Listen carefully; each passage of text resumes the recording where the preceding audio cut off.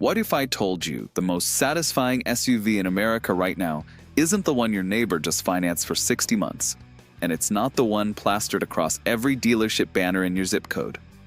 What if the brand you trust most, the one you've been told for years is the safest bet, is actually being quietly outscored in owner satisfaction by vehicles that critics keep ignoring?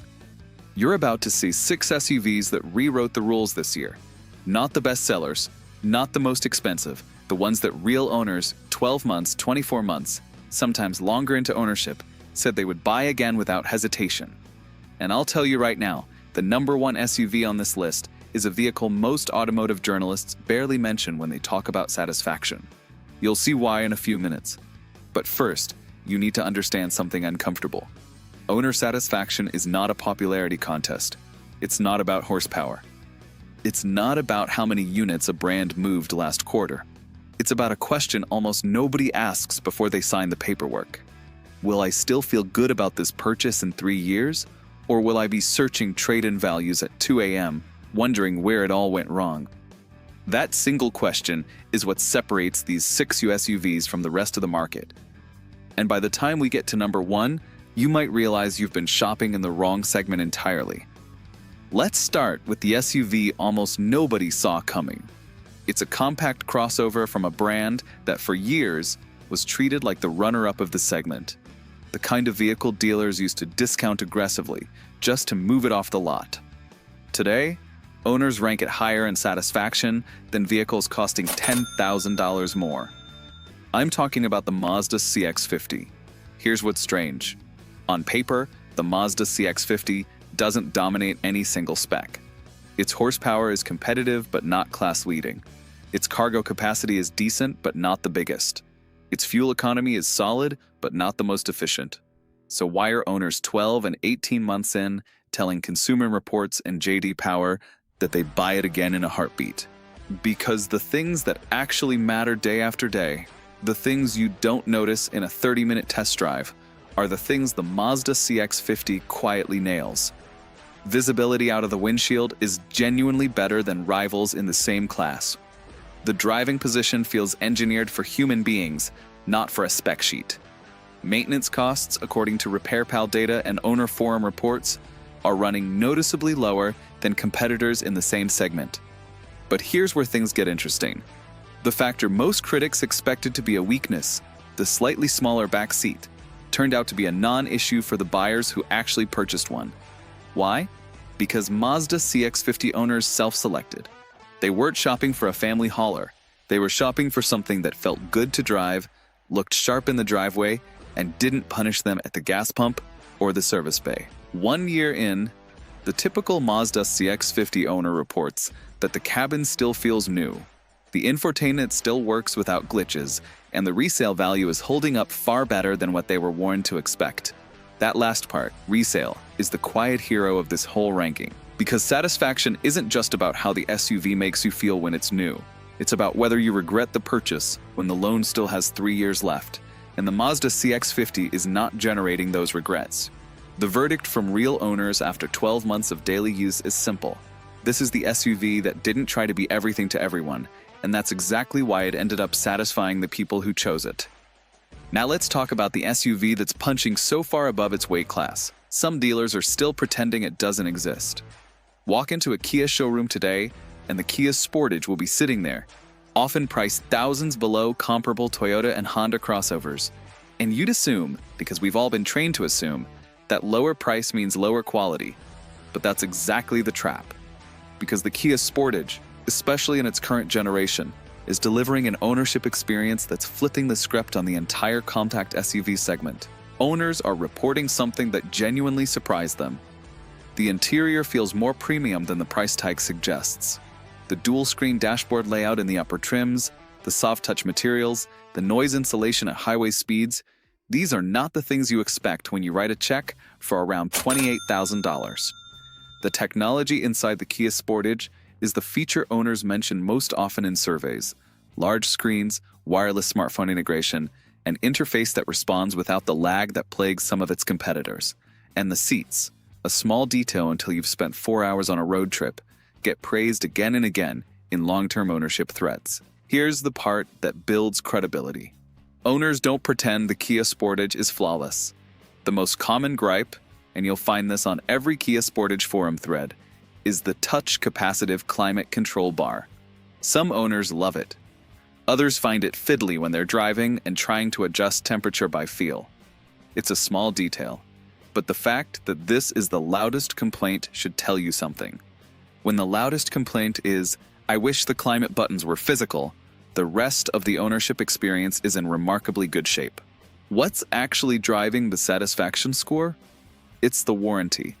Kia's 10-year, 100,000-mile powertrain coverage isn't just marketing. For an owner who just spent $30,000 on a vehicle they need to last, that warranty is the difference between confidence and anxiety. The Kia Sportage owner doesn't lie awake worrying about a $4,500 transmission bill at 80,000 miles.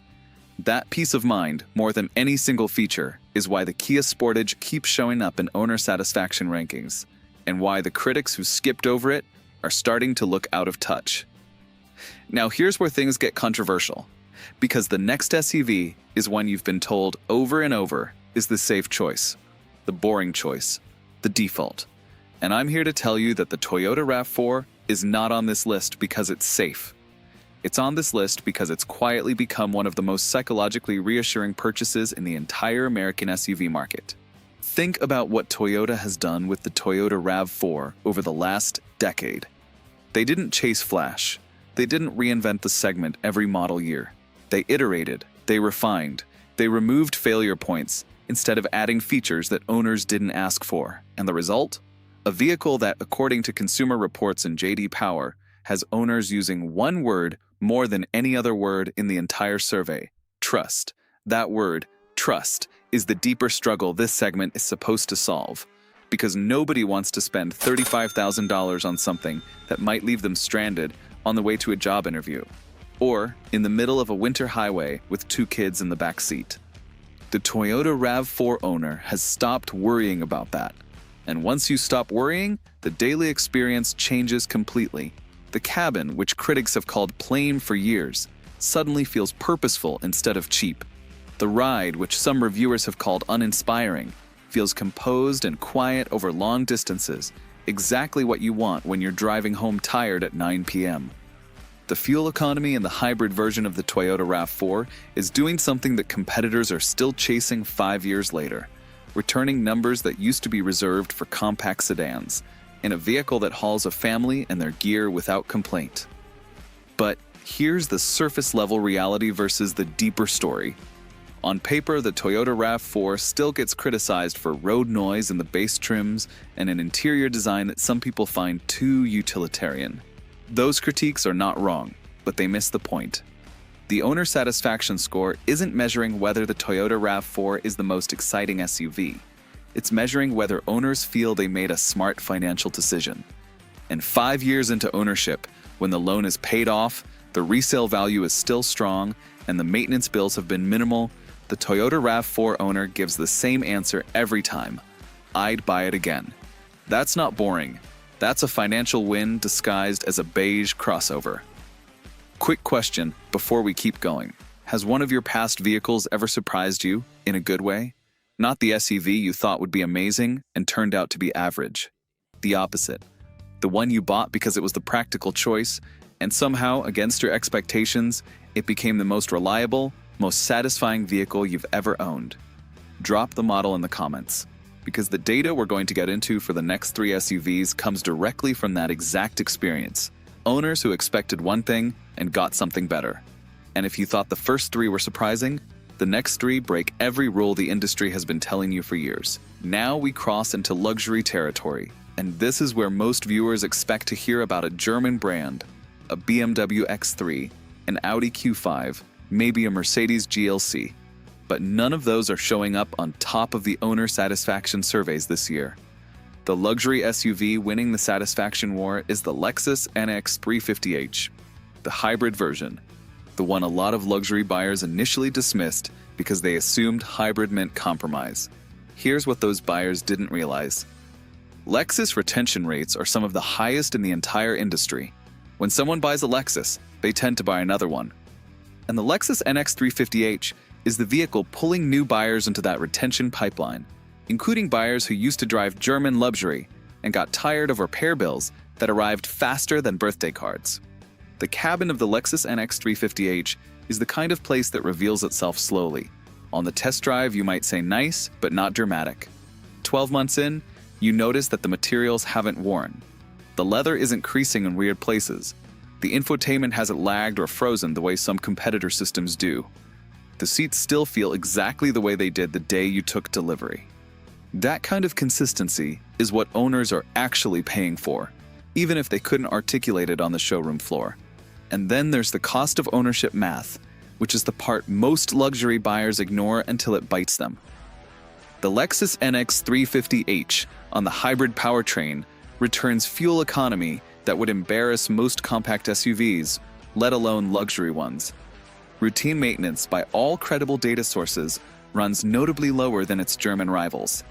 The depreciation curve is gentler, and the resale value, 3 years in, is among the strongest in the entire luxury segment. You add it all together, and you get the answer to why Lexus NX 350h owners feel it's worth every penny, even when the sticker price was higher than what they originally planned to spend. It's not the badge, it's not the styling. It's the realization, somewhere around the second oil change, that they're spending less to own this luxury SUV than their friends are spending on non-luxury rivals. That's the moment satisfaction locks in. That's the moment a Lexus NX 350h owner becomes a Lexus owner for life. Now we move to a vehicle that doesn't compete with the rest of this list on the same terms, because the Subaru Forester Wilderness isn't trying to be the most refined, or the most luxurious, or the most powerful. It's trying to do something almost no other SUV in this price range will do. Actually go places. And the owners who buy a Subaru Forester Wilderness know exactly what they're signing up for, which is why their satisfaction scores are so high. Versatility is the word that comes up over and over in long-term ownership reports.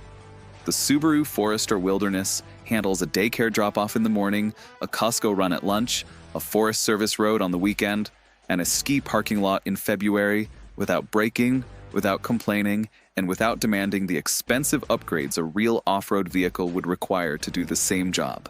That range of competence is rare, even rarer at this price point. But here's the part that doesn't show up in the spec sheet. Subaru Forester Wilderness owners describe something the brand has built almost by accident: a community.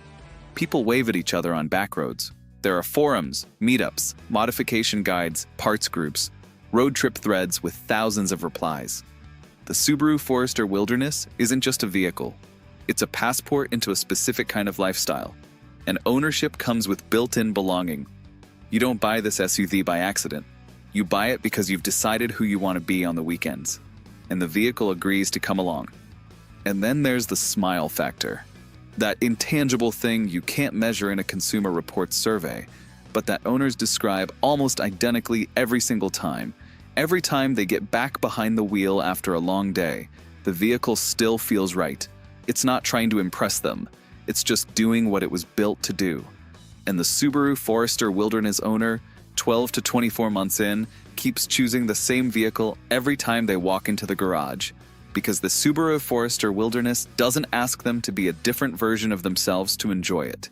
And that, more than any spec sheet, is why it scores where it scores. And now we reach the SUV that, according to multiple owner satisfaction sources this year, is sweeping the competition. The vehicle critics dismissed when it first launched. The vehicle dealers initially marked up because demand crushed supply. The vehicle that in 2026 is making BMW and Audi and even some Lexus shoppers cross-shop something they never expected to cross-shop: the Kia Telluride. Here's the secret formula. The Kia Telluride combined 3 things at the same time, in the same package, at a price that didn't make sense compared to what the market was offering. First, a 3-row interior that doesn't punish the 3rd row. Adults can sit back there. Long road trips don't end in complaints. The cargo space behind the 3rd row is usable, not symbolic. Second, an interior design language that, and this is what shocked the critics, looked and felt like something out of a $60,000 luxury SUV, despite the Kia Telluride starting well below that number. wood trim, quilted leather in upper trims, ambient lighting, soft touch surfaces in all the right places. Third, a ride quality that makes a 300-mile drive feel like 100. Quiet at highway speeds, composed over rough pavement, comfortable in stop-and-go traffic. And then the support side. Kia's warranty, again, is doing serious work for owner peace of mind. Service experiences at Kia dealers have improved dramatically over the last several years, and owners notice it on day one of ownership.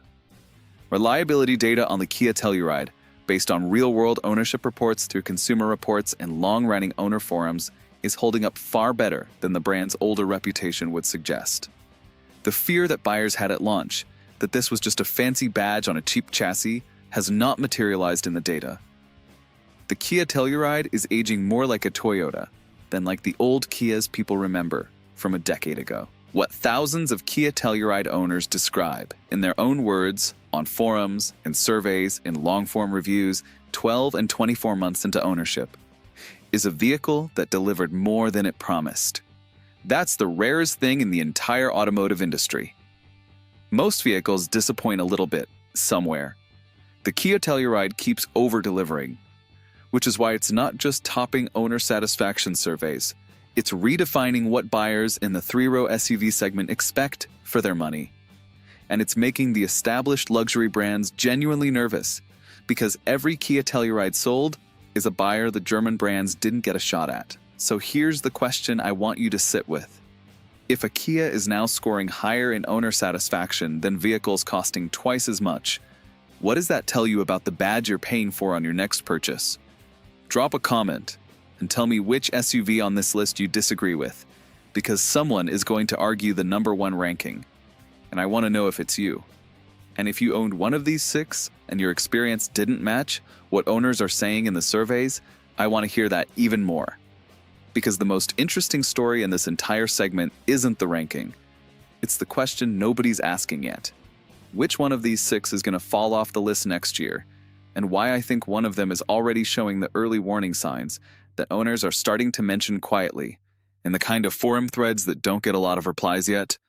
So, before you scroll away, ask yourself one thing. Are you buying the SUV that makes the most sense today, or the one that owners will still be defending 5 years from now? Because those are not always the same vehicle. And that gap is exactly where bad purchases live.